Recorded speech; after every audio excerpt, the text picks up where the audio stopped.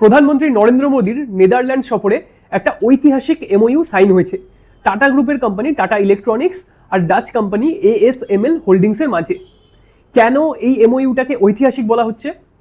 এই যে tata electronics, তারা গুজরাতের ধোলেরাতে একটা বিশাল সেমিকন্ডাক্টর ফ্যাব্রিকেশন প্লান্ট বানাতে চলেছে। সেখানে প্রায় 91,000 কোটি টাকার ইনভেস্টমেন্ট আছে। তো সেমিকন্ডাক্টর ইন্ডাস্ট্রিতে যখন মাইক্রোচিপ বানানো হয় তখন পাতলা সিলিকনের ওয়েফারের ওপরে একেবারে সূক্ষ্ম সূক্ষ্ম সার্কিট ডিজাইন করা হয় লিথোগ্রাফির সাহায্যে।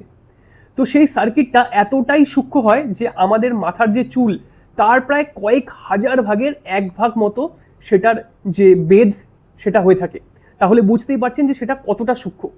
তো এরকম সূক্ষ্ম সার্কিট ডিজাইন করার মতো মেশিন আর টেকনোলজি সেটা কিন্তু পৃথিবীর খুব কম কোম্পানির কাছে আছে। তার মধ্যে সবচেয়ে বড় কোম্পানি যেটা, সেটাই হলো এই ASML হোল্ডিংস।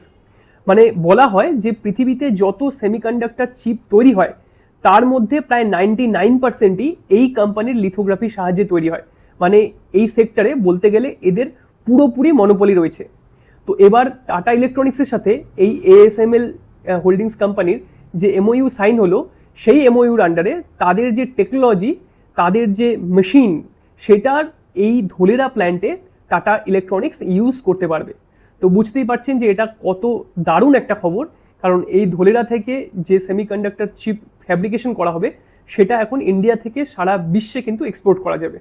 তো অবভিয়াসলি ইন্ডিয়ার জন্য এটা খুবই একটা গৌরবের বিষয়।